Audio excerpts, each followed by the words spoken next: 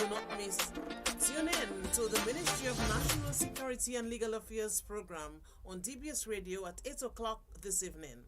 The program will also be streamed live on Facebook and on YouTube. Know your rights, know the law, know your ministry, know your procedures on the 90 Minutes program. Registrar of Lands and Titles Vincia Auguste Francois is the guest this evening. Learn about the role and functions of the registry from 8 to 9.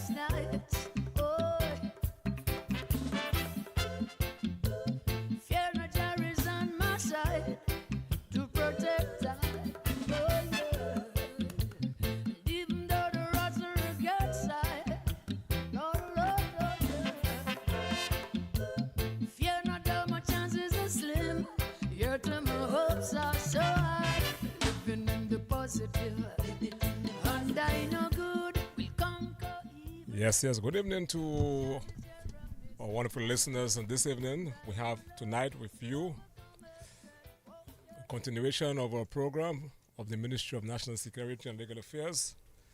And as you know, our mantra remains to educate and to edify. Tonight, again, we're bringing back on this program, because we're still in the hurricane season, Mr. Itoma James and Mr. Fitzroy Pascal.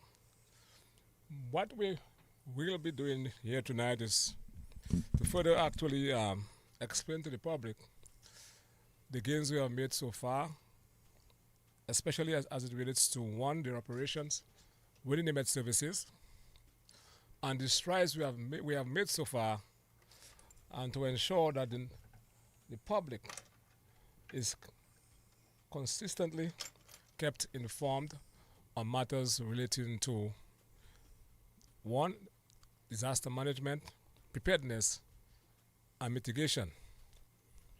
So let us go straight ahead and let us begin by firstly welcoming everyone who's listening here tonight, and those of you listening from Dominica and further afield overseas. And to start by saying that I want to really take this opportunity here tonight in a special way to as we say in local terms, to big up Mr. Itama James and his staff for the tremendous work they have done so far.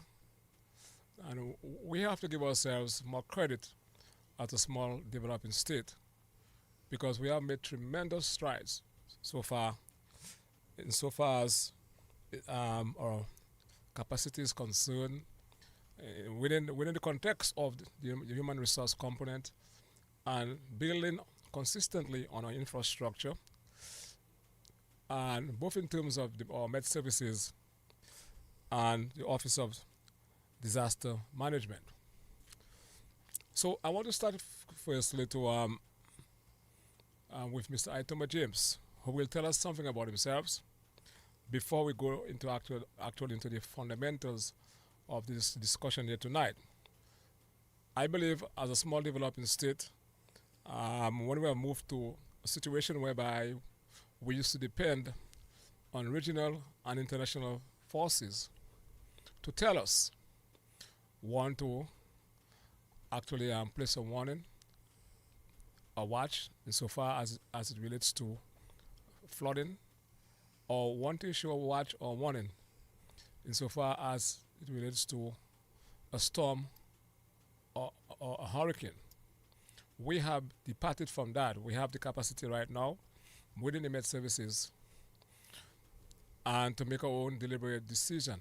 And of course, as we have done in the past, for the past couple of years since we have been able to do that for ourselves, is to engage in consultation with the relevant technical partners within, of course, the Hurricane Center and by ourselves, based on the science, using the talent from the Met Services to make our own decisions. And I want to commend Mr. Itoma James and his staff because so far we have had two systems develop into a storm and before that a hurricane. And of course we had last year. And they were back on target insofar as the predictions were concerned. So let us start firstly by introducing Mr. James again, maybe for the third time in this, on this program. But what I prefer is to tell us something about himself.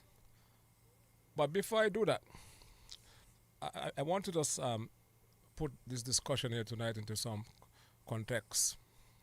And when we got struck and devastated by Hurricane Maria, and our Prime Minister went to the United Nations, I made a bold declaration to the rest of the world.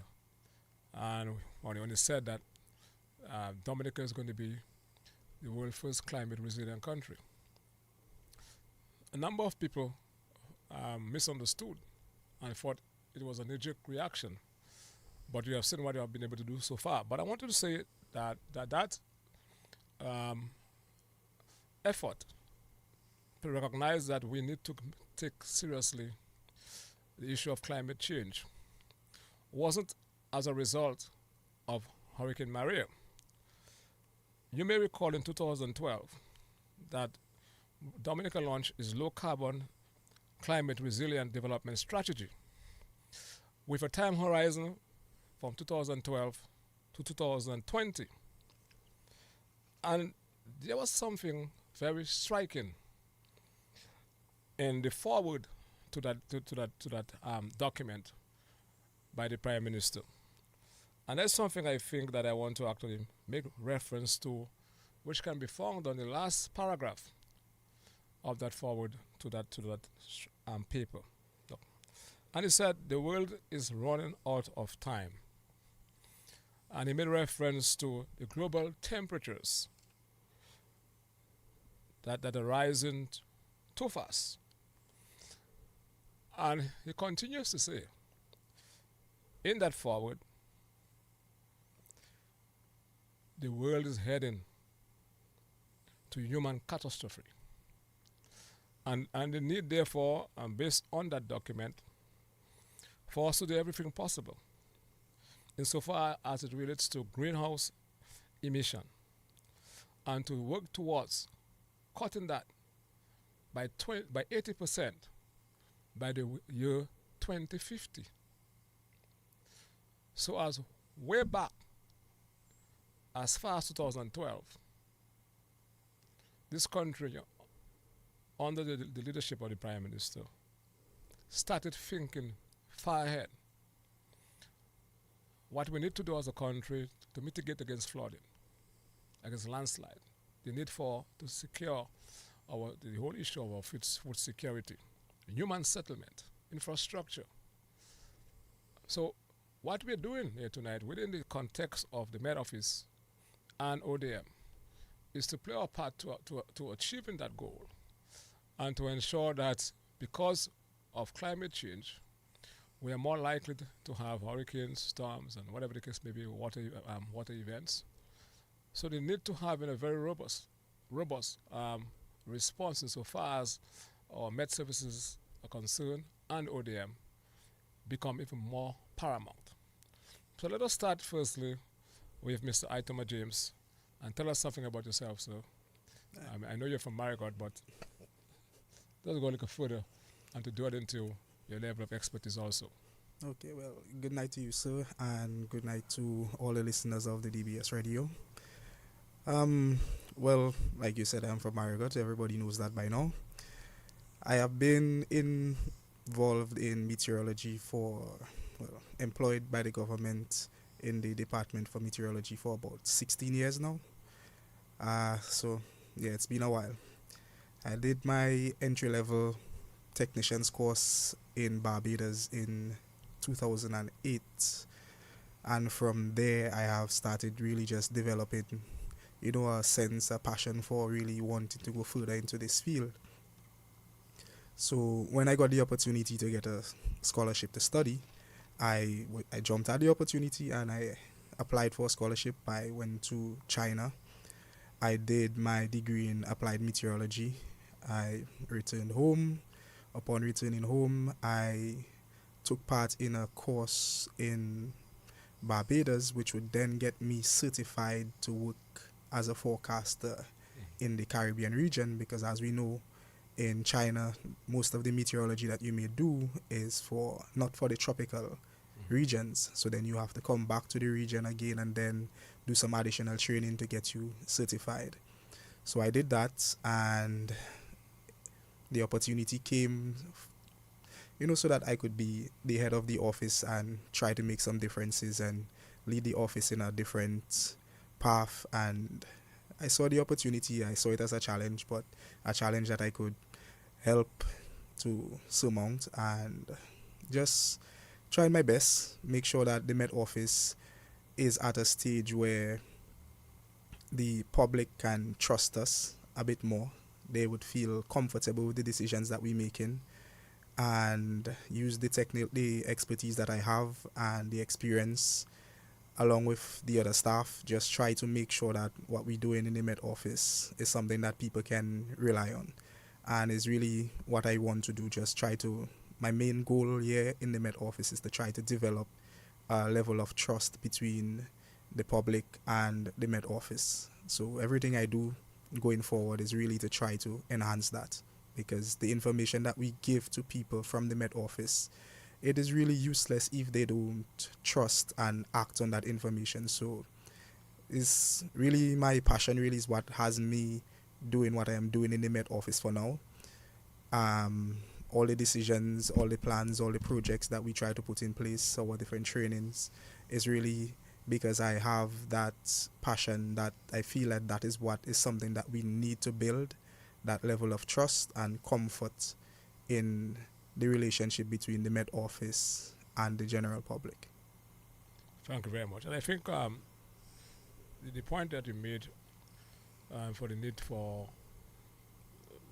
the public to have that element of trust, I think is very important for us to actually give some further currency to, and to have the confidence in you, because you have not only the qualification but the passion, and you have the talent within the Met services, and also the infrastructure, which we'll talk about a little later.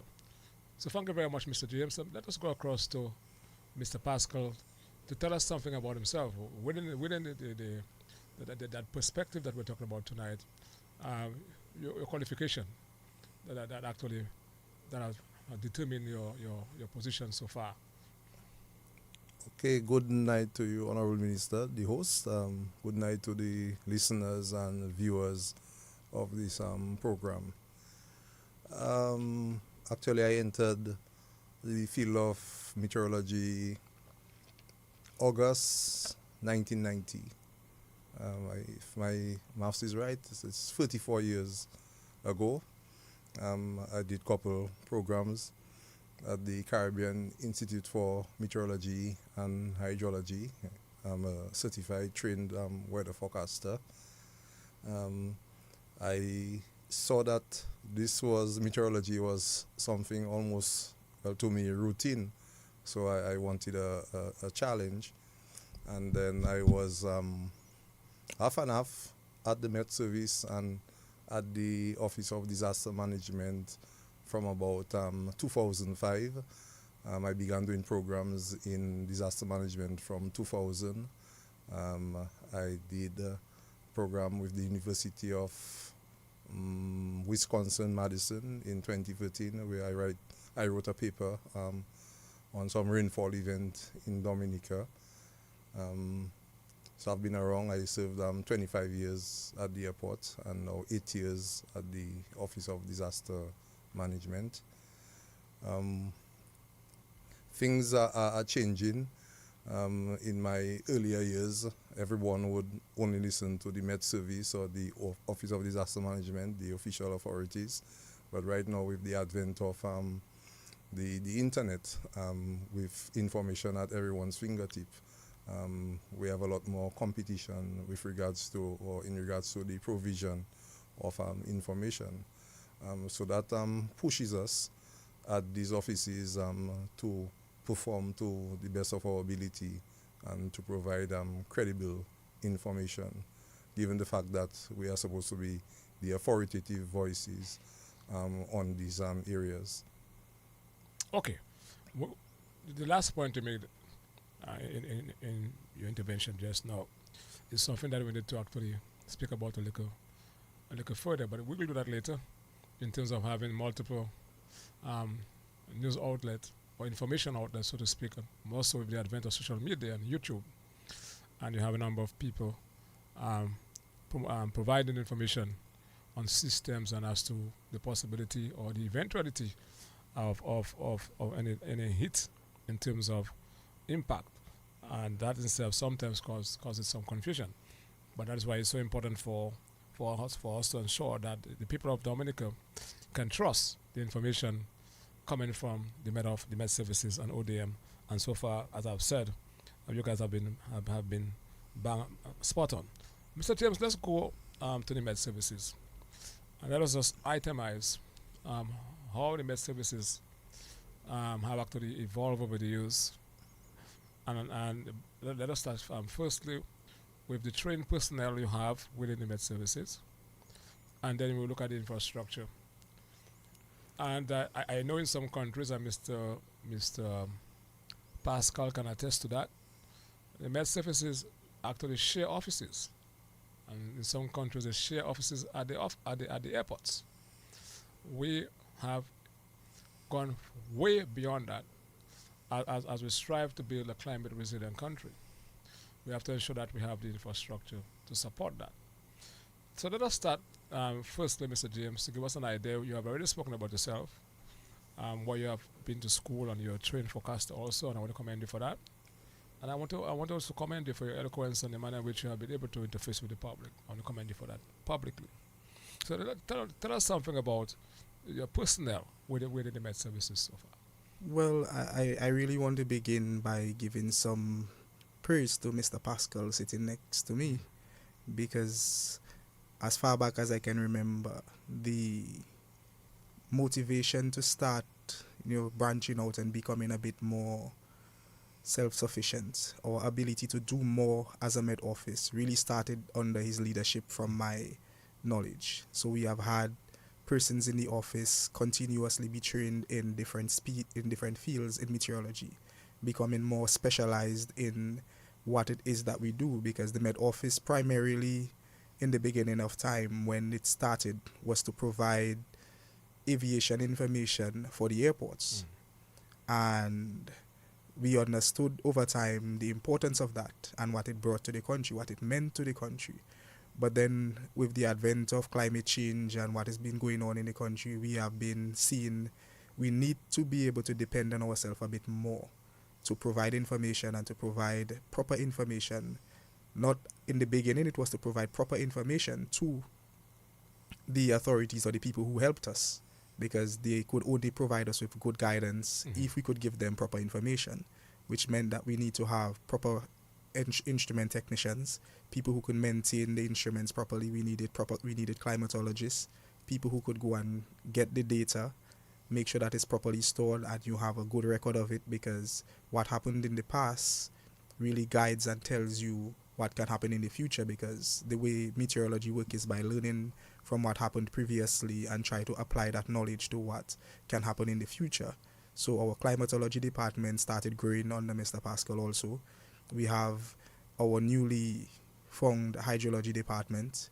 That too is in keeping in step with our early warning systems, our ability to lead and tell people, okay, this can happen in this area, because we have been collecting the data over time. The stream flows, the river discharges, that type of information may sound foreign to some people, but if you are an engineer and you are to give advice to somebody building a house near or in the vicinity of a river or a stream, if you have that sort of information, it can tell you what is possible in that area, what is the average, what normally happens, so you can determine whether or not that is a safe place to build. And we have been trying to build our repertoire over time. So we have hydrology now apart, we have climatology. So tell us something, how many people you have trained in that area? So in our hydrological department, we have 2 mid-level technicians. That is Mrs. Karen Basil Lawrence and Miss Alifa Banis. And we also have a senior level technician who is Miss Malaika Laron. And that group, they work together with other technicians to collect the data, to present these reports, and we share that information with, the relevant authorities, people from Public Works, people from DOASCO, because it's river information, it's water information, it's the availability of it, what it does. So it is information that they can use. And anybody who is interested in that information can call the Met office and we can put you on our mailing list, and you can get that information. It's free of charge. But they do a lot of work. I am really looking to expand in what we're doing, because there are other things that we can do, but we don't really want to rush into doing too much and then not being able to maintain what it is that we do. So we're just trying to make sure that what we're doing now, it is done properly and it is, consistent. And then we can start growing into a bit more things. But for now, that is what we do in our hydrology department. And I really just want to take the time off to give the ladies, because it's primarily a team of ladies that go out there and collect that information on a regular, every month, get that information and religiously provide that sort of report, even if majority of the country would not know what they do and the importance of it, but they do it regardless, and they really need some praise for the type of work that they're doing. Yes. Now, okay. In terms of you yourself being a forecaster, how many other forecasters you have within the Met Services? Before we go to, in order to collect the data, you need to have the equipment to work with. So I guess we'll delve into the issues of weather stations, water gauges, etc. a little later. But tell us something about the other forecasters that you have working with you to complement your effort.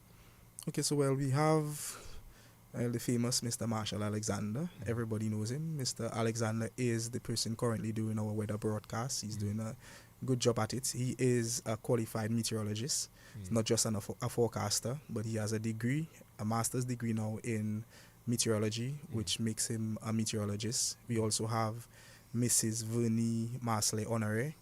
She is currently a forecaster, but she is about a month out from completing her degree. Also, a master's degree in meteorology also. So that would mean that we now have 3 meteorologists in the office. That, we're not just forecasters now. We can say that we are meteorologists, and there's a bit of a difference in the level of training and qualification that you have to go through to be a meteorologist. So there are 3 of us in the office who have accomplished that. We also have Mrs. Annie Carrot Joseph. She's a forecaster.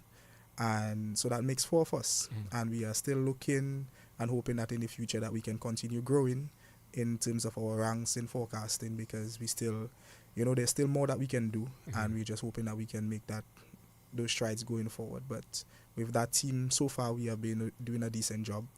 And I just want to give them, the praise, because they do a lot of the work, they put in a lot of the hours, and they deserve all the credit that they can get for what they have been doing so far. Fantastic. Okay, I want to go to Mr. Pascal a bit, because we want to balance, the contribution here tonight. And we're going to come back to you, Mr. Itoma. We will talk about infrastructure. We'll talk about what I like to call the tools of trade, the equipment, and that we have installed in various localities within the country, and what we have at the headquarters in Jimit. Okay, but we'll come back to you in a while, and let us go across to Mr. Pascal. And I want him to actually place some emphasis on the effort of the government through the ODM office in embarking on a national strategy to educate the public on the whole issue of disaster management, preparedness, and I want to actually also speak about the whole issue of mitigation, which is also important. Mr. Pascal. Okay, host Honorable Blackmore. I think the Office of Disaster Management has come a long way. Like with everything else, there's room for improvement, but in terms of growth, I think we have been growing. I don't want to use a big word, but we have been growing leaps and bounds.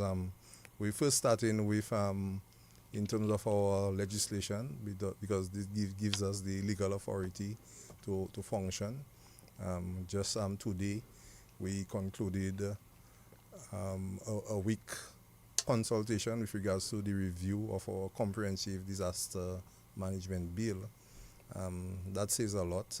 That is something new that all the other islands within the CDMA participating states are trying to achieve, because like with everything, and when you have that legal authority, it gives you some additional space in terms of your operations. So we've been trying to push this comprehensive disaster management bill, and we have been progressing slowly, but we have been making strides. We have also been engaged with our national disaster plan, which we just did a review also, and also did some simulation exercises to test that plans. So these are 2 big documents, or living documents, that we really want to execute and finalize in terms of disaster management on island. In terms of, I'll just speak about the simulation exercises. I wanted to be more specific, because I know we had one in the east, isn't that so? yes. Yeah.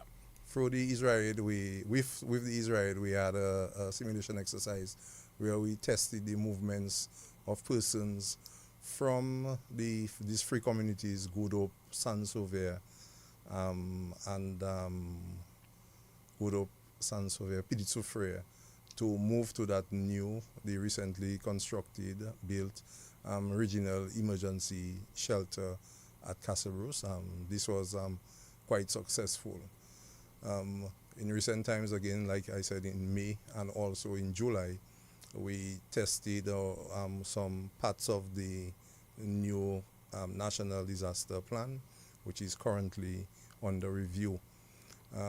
We've also trying to be not only in meteorology, but we responsible for all hazards. So there is the geohazard, the tsunami hazard, and we also had a simulation exercise in December of 2023 in the town of Portsmouth to test that plan which we are putting together. And incidentally, we are going to have the Portsmouth tsunami ready sometime in September 26, I believe.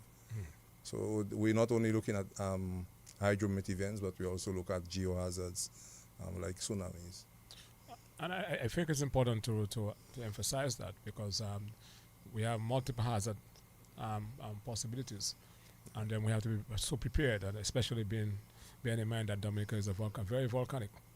Plus the possibility of something emerging is something we have to take into consideration, and has to be part of our planning. But it has to go back because to your outreach program, to try to educate the public and to make it part of the national psyche, and to make it a life, part of our everyday life. Just give us an idea as to some of the programs you have been able to do over the years, especially placing emphasis on training and getting it to the grassroots level, and just expound on that a little bit for us, please, tonight. Yeah, again, tremendous strides in terms of our public information and education outreach programs. Before I go to training, I will just do the outreach. So we've been going to the various communities. I have them listed out. So we've been going to the various communities to educate persons on disaster management, and also the Met Service also comes along with us on that program. Besides the community outreach program, we have the Disasters Anew weekly radio program. So far for the year, we have had 23 of these programs. During some of the weeks, we have to postpone them because the radio station may have competing engagements. So thus far for the year, 23 of these programs have been successfully held with our various disaster management partners and our stakeholders. We have these 2 new initiatives where we engage in the schools. It was done before, but we have made some changes to it, and we had this successful kiddies disaster outreach program where we invited 7 schools from generally the South to partake in a competition, and this was successfully executed at the Windsor Park Sports Stadium, and we got tremendous positive reviews for this exercise. So we're trying to build on that, and right now, ongoing, we have a summer school program in collaboration with the IOM, the International Organization for Migration, where we're actually going into the schools and sitting down with the students, doing some classroom sessions. And again, we've seen tremendous success with this program. We have been to Colibistry, we have been to Warner, and again, I have it listed out, so I would have to look at all the names we have visited so far. But we're doing tremendous work with regards, because we really want to inculcate disaster management at the school level, so that the children can start being aware, and even the parents will learn from the children the importance of disaster management, disaster preparedness on island. And the very, very new initiative that we have, we call it a roadshow, where we go to business places, and so far it has been primarily supermarkets, where we engage the patrons of these business centers or business places or supermarkets on disaster management and preparedness material, and we also have some little quizzes and opportunities for persons to participate in some prize-giving sessions. So all in all, I think we have expounded on our public awareness and education campaign, where we're trying our best to be innovative and to meet the needs of the public in the growing demand for disaster management material on island. In terms of training, we have touched on all the various 7+1 districts. We have the Kalinago as a special district, quote unquote, so we consider ourselves to have 8 districts, and we have been through all districts providing training on emergency communications, shelter management, damage assessment, and needs analysis. And we've gone further to do some drone training, so that the damage assessment aspect can be enhanced using these UAVs. We also have first aid training, going on and we go into the communities to have this training. So we try to lessen the burden on participants. So we actually go into the communities and have these trainings. In terms of numbers, we've trained more than 1,000 persons, I can clearly say. In terms of numbers, I have just for emergency radio communications, 356. For emergency shelter management, 223. And we have other trainings like GIS, Geographic Information Systems. We also do warehouse management, emergency operations center. We also partner with the Yes We Care program, where we do disaster management trainings with the caregivers, so that persons won't get to reduce the anxiety among both the caregivers and the recipients when a hazard is approaching. Okay, in terms of the training that you have done so far, because I'm very much interested in the training in radio communication, and we have done some investment in ensuring that we have repeaters at various locations, because before we did not have that. So what is the level of coverage that we have now, insofar as our ability to actually effect communication in the event that the traditional type communication network is off? How confident are you that we'll be able to effectively communicate using those sets that we have deployed and train people throughout the country? Yeah, in terms of radio communications, we have full island coverage. What we're trying to do now is enhance the housing of these equipment. But in terms of radio coverage, like you said, we have had training all over the districts. In the southeast, 50 persons. In the southern district, 20. Kalinago, 27. North, 65. Northeastern, 40. Southwestern, 63. So all throughout the districts, the 8, quote-unquote, 8 districts, we have been providing these trainings, and also providing the handsets and the base stations, the radio equipment, to go along with these trainings. In terms of repeaters, we have repeaters across the island from north to south. Portsmouth, that's Mon Espanol, and also in Roseau, and also in Scotshead. We have the main set of repeaters are up at Ahoja in the heights of Salisbury, and they are exposed to weathering, and so to enhance this equipment, their longevity, we have decided to do a shed or hut at Ahoja, and this is currently being constructed. But in terms of coverage, we have coverage throughout the island, and the Ahoja setup will definitely boost these efforts, and in terms of radio coverage across the island. But we can speak from the west coast to the east coast with ease. So really, the ODM has not been sleeping. Tremendous work has been done almost on a daily basis. Tremendous work has been done, and it's important for us to continue that level of engagement and to ensure that we provide training and information to the public, because the information will determine as to how prepared we are, and that can assist you. And also the training will also determine not only how prepared we are, but how effectively are we to respond in the case we are struck by any form of disaster. And I think it's absolutely important that we continue to be engaging and to let the public know what we've been doing. And any community that actually needs any kind of specific training can always call on ODM, and we will ensure that that is provided. So it's important for us to continue that engagement and outreach program.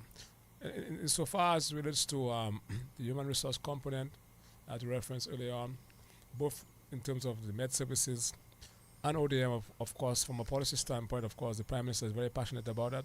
Those are issues that we're looking at, I know there are some proposals in terms of enhancing the human resource components within both the ODM and the Met Office is something that your government is actually looking at, and to further complement your effort and to ensure that we have, a well-prepared approach. I use the word well-prepared approach, and a very serious and robust approach towards dealing with issues of disaster management, preparedness, and mitigation.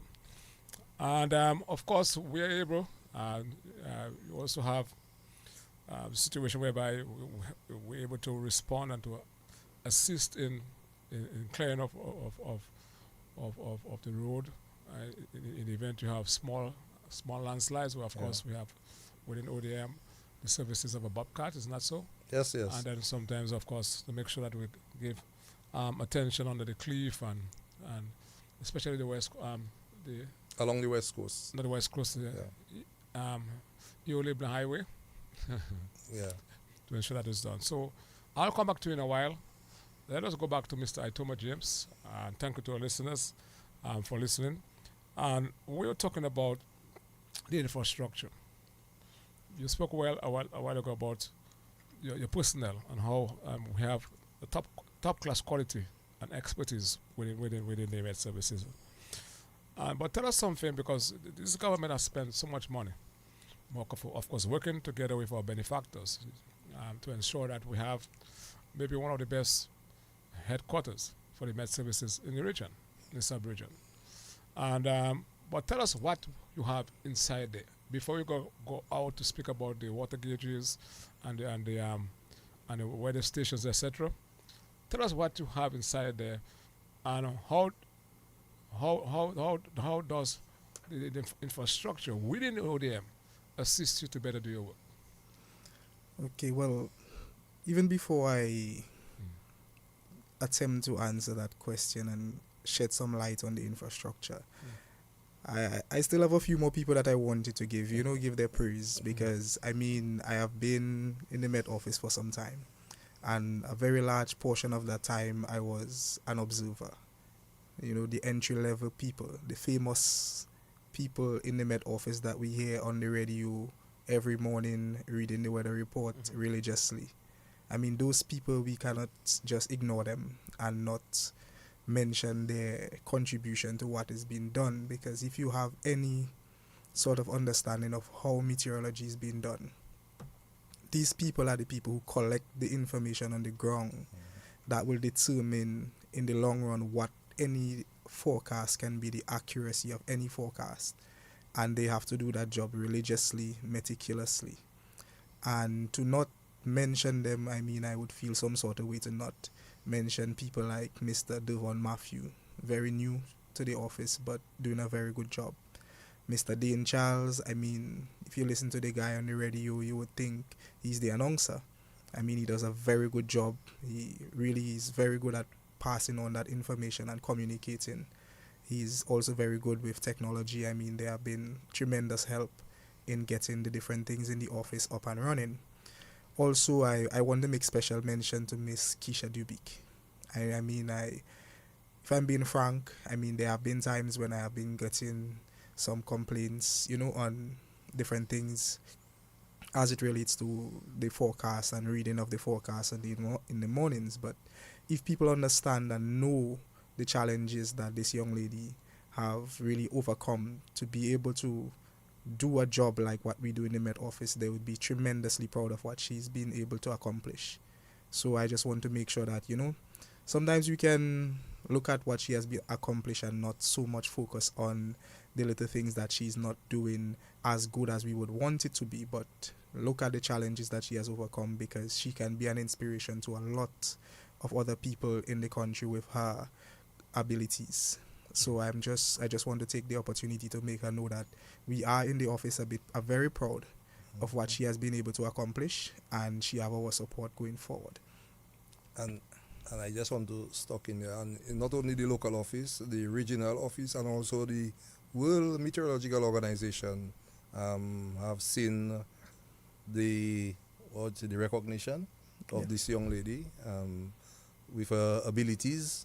Yeah, and they're placing a lot of emphasis on people like this type of people to working in this kind of conditions? Yes, I mean, she has done very well. She was highly commended by the CIMH, the Caribbean Institute for Meteorology and Hydrology, for her ability to do the job. And I just want to take the opportunity to just, give her flowers while she has the opportunity to get them. And now we're going into the infrastructure in the office. I would just like to also mention our top technician. We have Mrs. Farah Kare, who, I mean, without her, everything would fall apart. She's the person that keeps everything running. But yes, at GMIT we have, the Dominica Met office, we have the privilege, I should say, to have a dedicated office that is set up primarily for meteorology. I mean, if you look in the region, you probably cannot find another country with an office that has been put in place primarily for the focus of meteorology. And for that, we want to say, I just want to take my hats off to the people who envision this and feel that the Met Office is deserving of such investment. Before you go further, I know the fact is that was a major focus of the government and the Prime Minister, to ensure, in keeping with the effort of the government and the people of Dominica, for Dominica being the first climate resilient country, recognizing that this is one of the areas that you have to place, and because it's tied to our national security also, and that is why we deliberately built it next to the ODM, so you can have this kind of collaboration going forward, and to ensure that you have a unified approach to dealing with such critical matter. So I think it is remarkable as a small island state we have been able to do that and to place that specific focus going forward on our med services, and to ensure that is why for the past 3 years we are able to stand on our own to make our own decisions going forward. So that's and I want to just to ensure that we give some currency to that as a people and going forward. So if we to look at the infrastructure and within the office, and I want to really recognize the fact that you been around for a while, and you have been for quite a number of training exercises and programs in the Caribbean, and so you would have intimate knowledge as to what obtains in other country. So in terms of what they have compared to what we have in Dominica. Yeah, we what we have is really second to none. We have an office that provides space for our climatologists to work comfortably. We have computers that can handle the workload that they would have to do. We have our offices, again, dedicated for our hydrology officers to make sure that, when they have to do the compilation of their data and do their reports, they do not have to be in an office stuck at Canefield or in Melvin Hall where, they are jammed down by the space. We can have them all at work at the same time, really contributing. Also, we have more space for our instrument technicians. They no longer have to be storing something in a container somewhere or going out in the field and trying to figure out where they can keep this. They can bring it back to the station. We have the space. We have rooms that they can work on these instruments where they're in a safe, secure environment. And we have a studio. We have a high-tech, state-of-the-art studio. Tell us something about the studio. Well, in our studio, I don't like to boast, but we have similar equipment to what the Prime Minister's office has to do his live reports and all of those things. We have really good equipment. We have recently completed some training in being able to do them, and you can see the evidence now with our forecast that we produce 3 times a week. We have been doing some work to try to, improve on what the quality is and all of that. We are not really... And sorry, and all that is being produced in Donga GMIT. Yeah, all of that we do at the office. We need to go nowhere else. We still piggyback off of GIS because they have the reach. So we will do our recordings, complete it, do all the editing and send it to them. So they would be the, our partner in broadcasting that information. but all of the work is done at GMIT. We have the people trained in doing that type of work. Like I said, we have two young men who spent some time learning the system, understanding how to use it, and then they train the older staff, the more experienced staff who are the forecasters on how to use that equipment, so they in turn can do that work. I mean, I think we have been doing a good job, and the space that is provided to us is really giving us the ability to do that type of work. Yeah.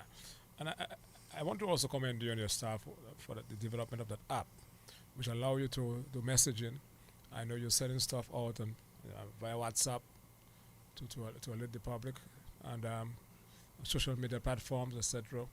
Because the intention is to provide information to as broad a community as possible. And a number of people do not listen to the radio, but you can find them on a cell phone. You can find them on social media platforms. Well, yeah, that's a fact. I'm not too proud, but I'm not the person who listens to the radio the most. So when I get to the office, I figured if there are lots of other people like myself, we need to develop something to reach these people. And I mean, like I said in the beginning, building trust is something that I have a passion for trying to do for the Met Office. And the place where you see people demonstrating their lack of trust in the Met Office is really on the social media platforms. And it's really, I think it stems from not being able to get the information from the Met Office and have so many other competing messages that the Met Office in turn looks like, okay, we're not doing anything. So what we have spent some time doing is developing different messaging techniques and different programs that we find out how we can reach, because we spent an entire year going around with Mr. Pascal and the ODM, the team from the ODM, gathering information from the general public, where they would like information, what way they would like information, what is the best way to reach them. And then we take that information now and then we develop products and try to engage them in these places. And the WhatsApp channel we have seen has been tremendously successful, because we have been able to reach people. We have been getting very good feedback from them. In addition to that, we have, the traditional social media platforms like Facebook and Instagram. There we also try to, increase our presence there. Let people see the information. So when people get information, they wouldn't have to go too far to compare what it is that we're saying with the sources that they have been getting their information from. I mean, probably more regular than we used to give it to them. Great. So I think that was one of the problems that we had, and I think we are beginning to chip at it slowly, because now people will see the information coming from the Met Office and they realize that we are actually working, we put in things there, so they do not feel the need now to have to go out and search for alternate information, because we are sending that information to them on a regular basis, especially in the times of emergencies. Yes, that makes a lot of sense, and more so when you're able to do more precise prediction. And the science is not a perfect science. And in light of the systems that were actually threatening, and then you have been almost spot on in terms of the prediction so far. That in itself will help to build that level of confidence and to actually embrace the information that you place on the social media platform, on the Brush Radio, and on the other radio stations. And I think that is something that we have to continue to perfect going forward. And so far, it's encouraging. Now, I in terms of, let's suppose we were to experience some power outage at the Met services. What do you have to complement and to ensure that the Met services can continue operating and to provide the public with information? Well, I mean, the building was developed with some level of resilience and some redundancy in it. So we have backup power that we get from the ODM, because we share a space that is very close to each other. So we have that backup power that, in the case of any power outages, we are still able to function at our same full capacity as we would want to. So power really is not a problem for us. That is not something that we should be worried about. So we have that covered. Do you have a satellite also? Well, what we have is the ability to get data directly from the satellite feeds. because that was something that the Met Office and the government invested in. We have folks trained in how to get that data. We have that information. So in the case that communications go down island-wide and we have no internet, we are still capable of receiving information, satellite imagery directly from the satellites that we can use to help and aid in our forecasting efforts. No, I suspect you missed out something else, because when I went down there, I saw some really nice accommodation. And that, Also right conference there, room. Conference room. and it's not cut. You have nice accommodation there. Well, yes, Yeah. yes, Mr. Minister, we have that. I mean, the nature of the job would really put us in a position that when we have to stay overnight to do forecasting, I mean, if you want people to work properly, you have to make them comfortable. So I mean, we have a very decent sleeping quarters. We, like he said, we don't have cots, we have beds.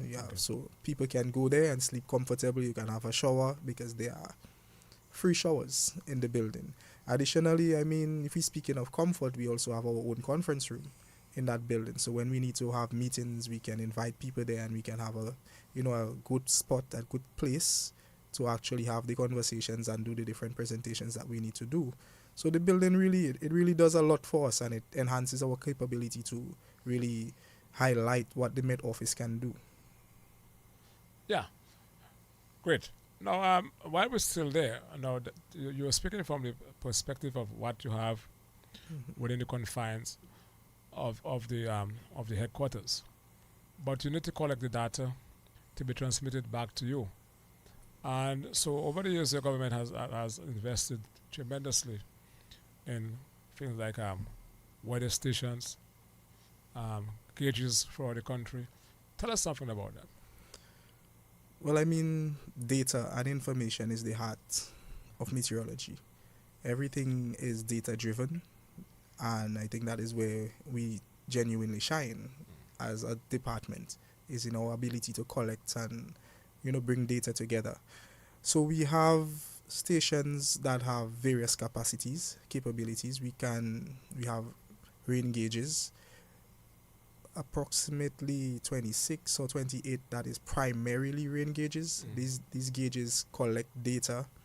They send them directly back to the office, again, because we have even more satellite capabilities. In real time. So that information, when we get it, if the rain falls now, we have the ability to see how much rain is falling now and where, because these stations are spread across the country all over. I will not attempt to tell you where exactly they are, because there are lots. Additionally, we have river measurement, automatic river height measurements. So these stations, what they do is they monitor the levels in the rivers in certain areas, and we have we have about 50 of them. Yeah, well, that type we have about 8 at specific rivers that we know that are problem areas that we can monitor, so that if the level of the river goes up or goes down in these areas, we can see when it is happening and start collecting. And because we have only recently started collecting the data, we are still at a point where we doing the analysis to be able to set these thresholds, to be able to start doing warnings and alerts for these specific areas. But we are on the way to being able to do that.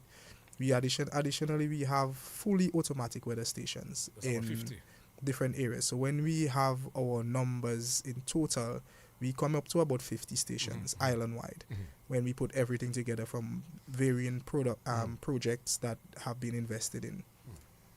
That's a lot. Yes, I was kind of per capita is. I was kind of impressed. It's a lot. The last storm. Although by the time it got to us, to me, it was still a tropical wave. But I mean, let's leave that alone there. But you were able to say the next day how many inches of rain was recorded in Colliho. In real time. Further down north, in real time. So we were able to monitor in real time. Yeah, and I think that is commendable. And that is why it's important to put out to the public that type of information, so they can have an appreciation as to the tremendous work that you're doing and this government has been doing over the years to ensure that we provide relevant information to the public and to give them the comfort that when you come and you provide some information relative to a system approaching, that information is authentic and is based on the science and is based on what we have. Based on numbers. And the numbers, we'll get to the numbers, but we have to be able to track this system properly, and you have the infrastructure for that. Yes. And I think that is demonstrating that we are emerging as a country.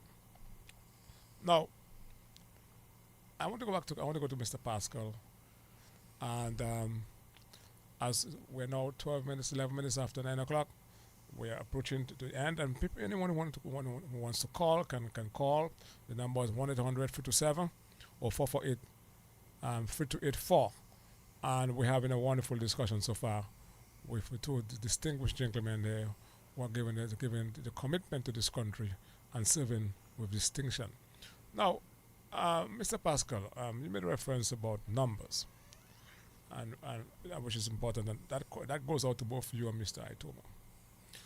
The number of time you hear that you put out something, Mr. Itoma just put out something, insofar as an approaching system is concerned, and then you have varying views or renditions as to, I mean, that speaks to maybe are they getting it right? Because you have folks on YouTube maybe giving a different perspective and asking why Dominica has not placed a warning yet, and this thing is coming. And you made reference to the importance of numbers, because you have to do the maths relative to the position of the storm and Dominica's location, insofar as Dominica's coordinates relative to the equator is concerned. And that's why, I mean, you took two of your guys are here. When you do something, you're doing the maths. You're doing the maths, and you're looking at the system, its projection, and sometimes even if the last system, by the time some people are saying that Dominica should be under a watch, a storm watch, this thing had literally passed our Longitude. Isn't that so? That past that, I mean, and there's nowhere unless you turn back. You get my point? So we're hearing people pass that. So I want you to start, maybe you can start by giving the public an appreciation as to how, you do your maths, and you're able to say whether this thing is it's definitely going to hit, or it's maybe off. And I want to commend it because you stuck to your guns, Mr. Itoma, the last time around. And because something else that we have to give some currency to, I want to use the word currency, is you still have a number of people who are hooked on the idea that there should be a warning for a storm, and when we are not going to be experiencing any storm force winds. You understand? So I think this is something we need to further and continually explain to the public to get it part of the psyche. But in terms of the numbers, Mr. Pascal, I know you're good at that. Tell us something about, So I will let Itoma answer the bulk of the question, but I will just go back to Ernesto, that is the most recent system we have in our area. And whilst people have different views, I will use that simple term, different views about whether a watch or warning should have been issued. I was just looking at one of the larger islands yesterday, and as they came out of the wind field is the extent to which tropical storm force winds extend from the center. As they came out from the wind field, they dropped their warning. Regardless, they still had heavy rains, heavy showers. The headline was they're experiencing flooding conditions, but they immediately dropped their warning as soon as they came out from the wind field. The wind was no longer a threat to them, so they had dropped that tropical storm warning, and they remained with their flash flood warnings and watches as necessary. Going back to Dominica's context, and I will let Itoma continue there, if the island is not going to experience any tropical storm force winds and or hurricane force winds, the island, I will say, will not be placed under watch or warning, because these are internationally agreed on criterias. It doesn't say anything about rainfall. The definition says the wind speed has to be 39 to 73 miles per hour. In terms of a hurricane, it has to be above 73 miles per hour, 74, going up to 155, if you want to say 160 nowadays due to climate change. So, like I said, we have to look at the numbers, and that is what we're guided by. And meteorology is a science. It is based highly on mathematics and physics, calculus. It's not just looking at a map and looking at a satellite imagery. You have to be able, and in forecasting, there is what is called differentiation, Itoma. So you have to be able to look at the current information that you have and look at it 10 hours down the road. And that's where the calculus, for people who do maths, that's where the calculus comes in. So unless you cannot get the numbers right, you will not get meteorology right, because meteorology is not geography, and it's not just looking at a map. It has to do with numbers, mathematics, and physics, the laws of motion, etc. So we keep on looking at the numbers, and so far, like you said earlier on, we have been getting it. We have been getting it right, because we have been taking our time with the new developments at the Met Office that we have. We've been taking our time and really looking at what is going on. We're not allowing other people or persons to tell us what to do, when to place a watch or warning. We guided and we consulting with the National Hurricane Center, but we're really looking at the numbers for ourselves. And I will let Itoma also speak to that new forecasting tool that you have. Mr. Pascal, I done a very good job at explaining. I think I probably just want to take a little bit of a different approach to answering this. The way I see it is, I try to really empathize with the general public and why they have the concerns that they have, because some of the products that are developed and push onto people so that they can see what is going on, a lot of times you have the pretty colors, you have the big maps, and sometimes you may not properly interpret what that information is, and then you may get that information from somebody who is probably a storm enthusiast, somebody who like to see these things and like the excitement that it can cause, and because of that you may end up getting information that can be a bit misleading. And I mean, with our recent experiences with Erica and Maria, it tends to play on the heartstrings of people. Now, that's a very important point you're making, and I think it has nothing to do with the public, because the public, of course, especially the ordinary folks, the farmers, the fisher folks, who are already relying on information to go away, to go along with the daily lives and to earn a livelihood, etc. And you have people who are using that opportunity to provide information, and in some cases they're not trained in the science, and and some people on YouTube, they get paid based on the number of hits, and I'm saying you're talking about human lives, and I think we have a responsibility to ensure that the information we put out there are not going to impact in any negative way on the system and the psyche of the people who are relying on information provided to them. And that is why we have to ensure within the Met Services and the ODM that we build that trust, so that people can actually trust the information provided by you, and to see the Met Services in Dominica as the bona fide or the bona fide, you understand, authority to disseminate information concerning systems of approaching Dominica. And when you go on YouTube or social media, some people are not able to discern what is fake and from what is, and it plays on the psyche. And I like what you said. You see these big maps and they give it colors.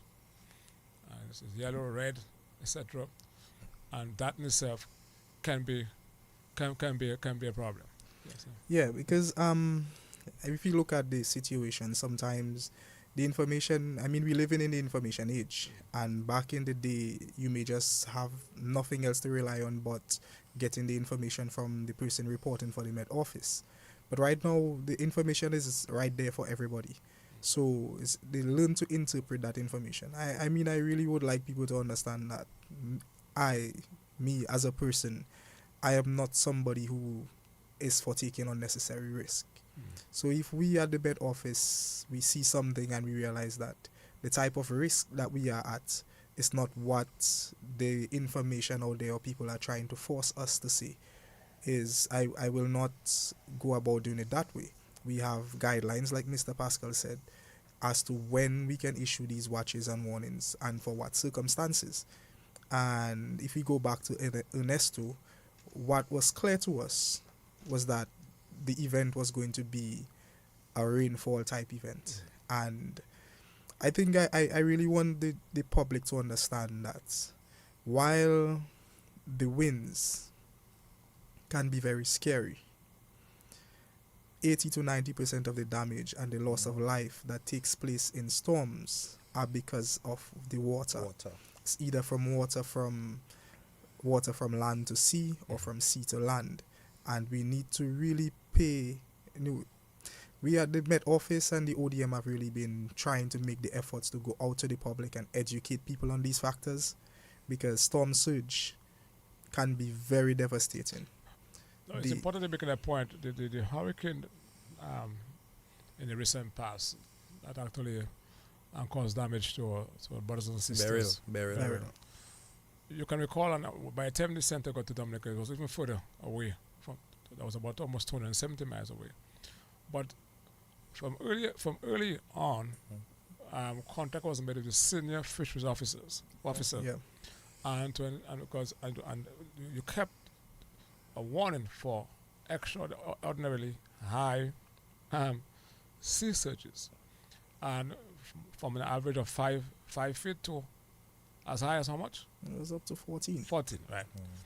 And that was that. Notwithstanding, there was no watch or warning for the hurricane, but the warning for extraordinarily high sea swells or the waves was in place even long after the hurricane had passed away.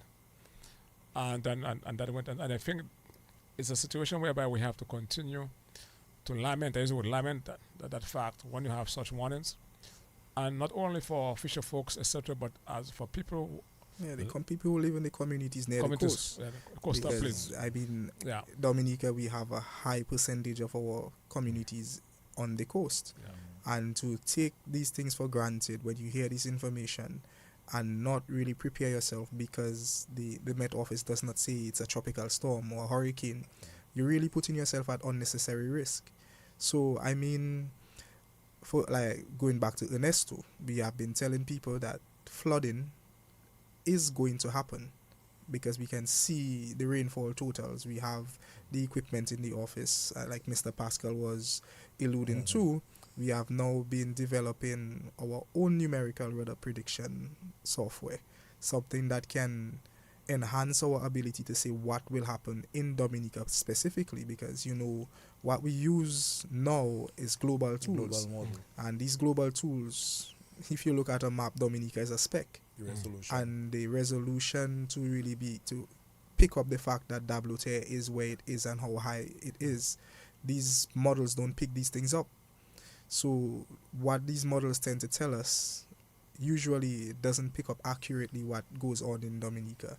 And what we have been able to do with our Cuban partners is come up with something that can be a bit more specific to Dominica, and it will greatly enhance our ability to pinpoint and help us tell us what can happen over Dominica in the times of these excessive rainfall events. I'm happy that you made reference to our Cuban colleagues, and I know there's a team supposed to be in Ireland. Yeah, they're here currently. Working with you. Just tell us exactly what they're doing. Well, yeah, so they are working on a project to develop a numerical weather prediction software. What that is really pretty much a technology to take the data from the atmosphere and do the math, like we have been saying, that can help us predict things down the line. Now, these are not always gospel. If you are a weather enthusiast, you would know that there are many different models, and almost every event, these models will give you different information, different outcomes. That is why we need the professionals. We need the people who can interpret this information and set their consensus and know what is what and how to go about dealing with it. So as soon as they are finished with the installation of the equipment and the programs, we will then have some follow-up training with them on how to properly interpret that information that these systems is producing. And that should, like I said, really help us with improving the accuracy of our forecast for the future. This is a forecast that should be at least 72 hours with a high level of accuracy compared to what we currently have. So I mean, it's big things. We have been doing things, and we are really thankful for what we have been receiving, for the support that we have been getting from the system, the government system, to make these things happen. Thank you. Now we're just about to wind up on this program, and we're 27 minutes past 9 o'clock. I'm Mr. Pascal. I'm Mr. Itoma. You have been tremendous guests here tonight, and I want to continue to encourage you, you guys, for the tremendous work you have been doing so far on behalf of the people of Dominica. Now, I know whenever a system is approaching, nobody sleeps, and it's a very difficult job, and there was merit in actually almost putting the two offices side by side to ensure that you guys collaborate and work together. And I think I want to take this opportunity to highly commend the government also, especially on the leadership of the Prime Minister, because that is something that has been very deliberate in the planning infrastructure of this country. So we'll take some final comments from you, and I'll start firstly, Mr. Pascal. Yes, well, I want to echo Itoma's sentiment. We really want to thank the government of Dominica for the tremendous support with regards to the tools and facilities. I mean, I didn't speak to all the infrastructure that the ODM has. Tonight it is Itoma's turn. But just to say, like the Met Office, we at the Office of Disaster Management, I do not want to say we are second to none, but we too have a lot of infrastructure compared to other countries. We're making good use of it. If we were to speak of the regional shelters, I do not want to go back to that, but these are first for islands in our region. So we want to really thank the government of Dominica for the tremendous support in our field. Well, for me, is disaster management, for seeing the need to actually invest in all these infrastructures, the human resource, and also allowing us to execute all these trainings and all these public education and outreach programs. I really want to ask the general public, encourage them, urge them to give us a little listening ear, and we're doing our best. There's always room for improvement, but we're really trying to ensure that the country has the confidence in us and give us that listening ear, so that we can feel good that whatever we do is for the betterment of the country, and we are appreciated. Not trying to cry out to them, but just to say that we're really giving it our best shot, and I think we're doing an excellent job. And if you wanted to speak about maybe briefly about the effort to decentralize the operation of ODM.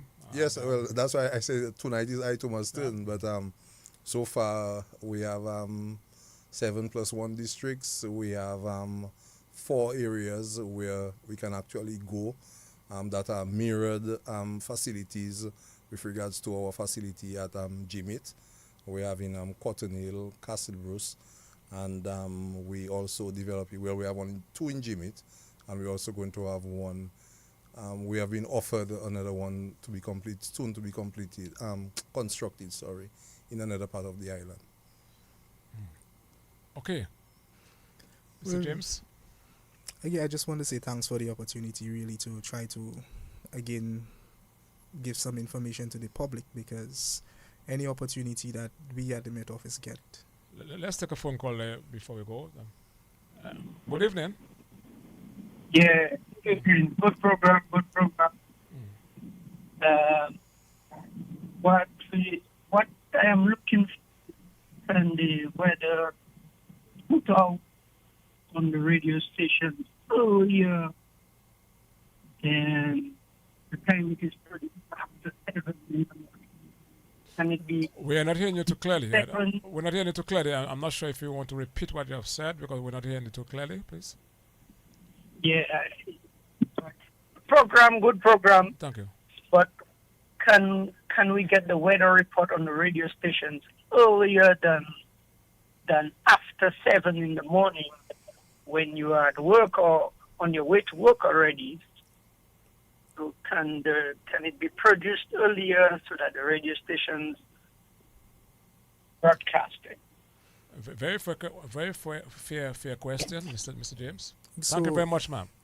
with the weather forecast that is being read in the morning, I mean, we have times that we have to collaborate with the radio stations. We really, at times, work on their times. But what we have also is we have other means to get that information. So the forecast is available on the Met Office website at weather.gov.dm, and the forecast in the morning is prepared and completed by 6 a.m. every day. So what is read on the radio station is already accessible to you on your phone. You can use your phone. You can go on weather.gov.dm and you can get that information there. Additionally, at 6 p.m. the previous day, we also do a forecast for the day following. So you have a 3-day forecast which is produced at 6 p.m. also. So I mean, I really don't want to take away from DBS listeners, but I just want you to know that the forecast is available in other places other than just the radio station, what is read. So if you want to get the day to know what is for today, you can read that information yesterday. And if you want it fresh in the morning at 6 o'clock every morning from Sunday to Sunday, the weather forecast is available on the website. We repeat the name of the website with every forecast that we read on the radio station also. So if you want to take that information, it's weather.gov.dm, and you can get that information bright and early, even before you leave to go to work. Yeah, but something else we have to be mindful of. Sometimes the ordinary man does not go online or on his cell phone to actually access a weather report. And I know we have it on GIS. We have to try to have it on GIS every day of the week. We have started it 3 days. And I think maybe we need to collaborate with the radio station because as you rightly said, the information is available from 6 o'clock. So maybe if we can get it early enough on DBS radio, maybe before the newscast, so Well, people can have an appreciation. So that's something we have to work with the DBS radio station, because there are a number of people who listen to the radios, only the radio, especially people in the rural communities, the fisher folks and the farmers, etc. They love listening to the radios. Yeah, we also making the efforts to try to reintroduce our weather hotline. So once we get that back on stream, you would be able to just call from your phone, call the number, and listen to the weather report on your phone also. So that is something that we have been making the efforts to try to get back on stream. We haven't completed yet, but it's in the works. So it's something that we used to have. It was very useful, and we're trying to get back to that. Well, gentlemen, thank you very much. Thank you to our listening public. We will be back again. Hopefully, we're hoping to have a next program next week, Thursday, on another very important topic of national importance. And thank you very much to our listeners, and God bless you all. Thanks. Same to you.